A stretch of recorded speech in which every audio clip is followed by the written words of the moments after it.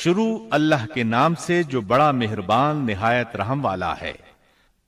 موسیٰ علیہ السلام کے بعد بنی اسرائیل 40 سال تک وادی تیہ میں سرگرداں رہے، یہاں تک کہ ہارون علیہ السلام اور پھر موسیٰ علیہ السلام کی وفات ہو گئی۔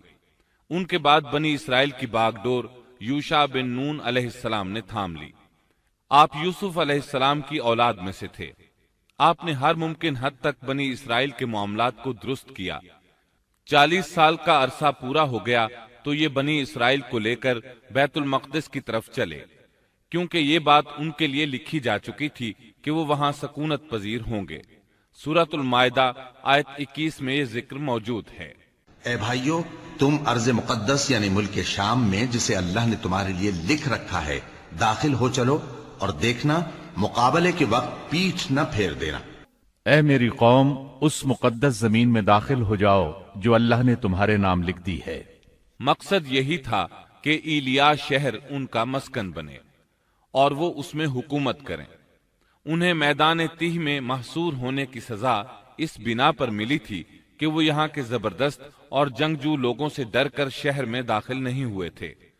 40 سال تک واعظ و نصیحت کی وجہ سے وہ اس میں داخل ہونے کا پختہ عزم کر چکے تھے، اس لیے شہر میں داخل ہو گئے۔ پچھلے حکم کا انکار کرنے والے اور بچھڑے کی پوجا کرنے والے ہٹ دھرم لوگ مر کھپ چکے تھے۔ اس وقت کے لوگ ان کی نسل سے پیدا ہوئے تھے۔ ان میں ایک بھی شخص ایسا نہیں تھا جس نے بچھڑے کی عبادت کی ہو۔ جب یہ لوگ یوشع بن نون علیہ السلام کی قیادت میں مقدس شہر کی طرف جہاد کے لیے چلے اور وہاں پہنچے تو دشمن ابھی تک موجود تھا۔ بنی اسرائیل نے 6 ماہ تک ان کا محاصرہ جاری رکھا۔ وہ زبردست جنگجو قوم تھی۔ بنی اسرائیل سے ان کا آخری معرکہ جمعے کے دن ہوا۔ یہ لوگ ہفتے کو لڑائی نہیں کرتے تھے کیونکہ یہ دن ان کی عبادت کا تھا۔ اس دن عبادت کے علاوہ ہر کام حرام تھا، لڑائی بھی ممنوع تھی۔ عصر کے وقت معرکہ ہوا۔ بنی اسرائیل بڑی حد تک کامیابی حاصل کرتے آگے بڑھتے چلے گئے، لیکن اسی وقت سورج غروب ہونے کا وقت ہو گیا۔ اس طرح صورتحال نازک ہو گئی۔ بنی اسرائیل جمعے کی شام سورج غروب ہوتے ہی ہفتے کے دن کی عبادت شروع کر دیتے تھے۔ اب اگر سورج غروب ہو جاتا تو وہ لڑائی بند کرنے پر مجبور ہو جاتے۔ اس طرح ان کی فتح درمیان میں رہ جاتی۔ اس موقع پر یوشع بن نون علیہ السلام نے سورج کی طرف دیکھا اور بولے، تو بھی اللہ کی طرف سے مقرر کردہ ہے اور میں بھی اللہ کی طرف سے مقرر کردہ ہوں۔ یعنی ہم دونوں ہی اللہ تعالیٰ کی مخلوقات میں سے ہیں اور اللہ کے حکم کے پابند ہیں۔ پھر آپ نے یہ دعا کی، اے اللہ، اسے ہمارے اوپر روک دے۔ رسول اکرم صلی اللہ علیہ وسلم کا فرمان امام احمد رحمت اللہ علیہ نے بیان کیا ہے۔ آپ صلی اللہ علیہ وسلم فرماتے ہیں، سورج کسی بشر کے لیے نہیں روکا گیا سوائے یوشع بن نون کے۔ جبکہ انہوں نے بیت المقدس کی طرف سفر شروع کیا تو ان دنوں میں یہ واقعہ رونما ہوا۔ سورج کا اسی جگہ رک جانا اللہ تعالیٰ کا ایک عظیم معجزہ تھا۔ سورج اس وقت تک رکا رہا جب تک کہ فتح حاصل نہ ہو گئی اور وہ بیت المقدس میں داخل نہ ہوئے۔ یوشع علیہ السلام نے انہیں حکم دیا کہ رکوع کی حالت میں دروازے سے گزرو اور زبان سے کہو حطتن، اے اللہ ہمارے گناہ معاف فرما دے۔ مطلب یہ تھا کہ گزشتہ سالوں میں ہم سے جو غلطیاں ہوئیں ان سے ہمیں پاک فرما۔ اللہ تعالیٰ سورۃ البقرہ آیت 58 میں فرماتے ہیں، اور اس وقت کو یاد کرو جب ہم نے تم سے کہا کہ اس بستی میں داخل ہو جاؤ اور جو کچھ جہاں کہیں سے چاہو با فراغت کھاؤ پیو، اور دروازے میں سجدے کرتے ہوئے گزرو اور زبان سے حطتن کہو، ہم تمہاری خطائیں معاف کر دیں گے اور نیکی کرنے والوں کو اور زیادہ عطا کریں گے۔ القدس فلسطین کا دارالخلافہ تھا۔ یہاں ہر طرف سے پھل آتے تھے، خود بھی زرخیز علاقہ تھا۔ اللہ تعالیٰ نے فرمایا، جو جی چاہتا ہے کھاؤ پیو۔ جب اس نئی نسل کو یہ حکم ملا تو اپنے آباء و اجداد کی طرح انہوں نے بھی نافرمانی شروع کر دی۔ ان کے دلوں میں ایمان تو تھا لیکن مضبوط نہیں تھا، اسی وجہ سے وہ یوشع علیہ السلام کے ساتھ مذاق کرنے لگے اور حطتن کی بجائے ہنتتن فی شعرتن کہنا شروع کر دیا۔ اس کا مطلب ہے گندم اپنی بالی کے اندر، اور بغیر سجدہ کیے اندر داخل ہو گئے۔ اس بارے میں اللہ تعالی سورۃ البقرہ آیت 59 میں فرماتے ہیں، ان ظالموں نے اس بات کو جو ان سے کہی گئی تھی بدل ڈالا۔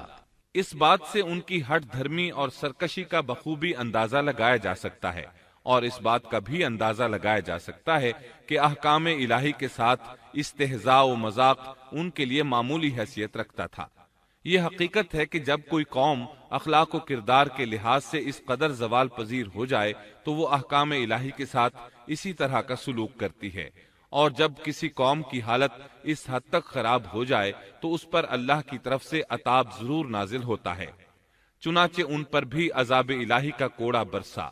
اللہ تعالی سورۃ البقرہ آیت 59 میں فرماتے ہیں، ہم نے بھی ان ظالموں پر ان کے فسق اور نافرمانی کی وجہ سے آسمانی عذاب نازل کیا۔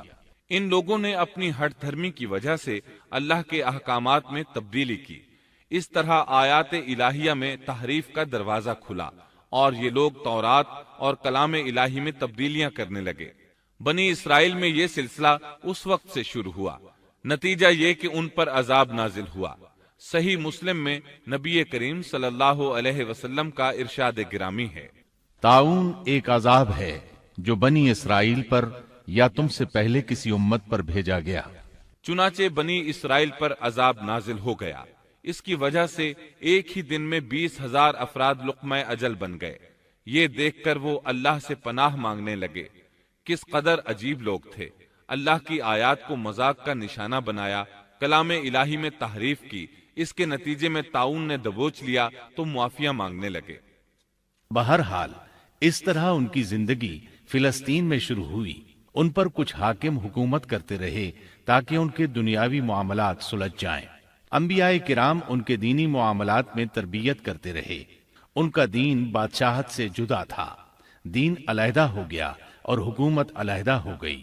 حکومت اور اقتدار یعقوب علیہ السلام کے بیٹے یہودا کی اولاد میں تھا، اور نبوت یعقوب علیہ السلام کے بیٹے لاوا کی اولاد میں تھی۔ انبیاء کرام رشد و ہدایت کا کام کرتے رہے، ان سے مشاورت بھی رہی، لیکن دنیاوی معاملات کی باغ ڈور صرف بادشاہوں کے ہاتھ میں تھی۔ حکومت اور نبوت کی یہ جدائی یوشع علیہ السلام کی وفات کے بعد ہوئی۔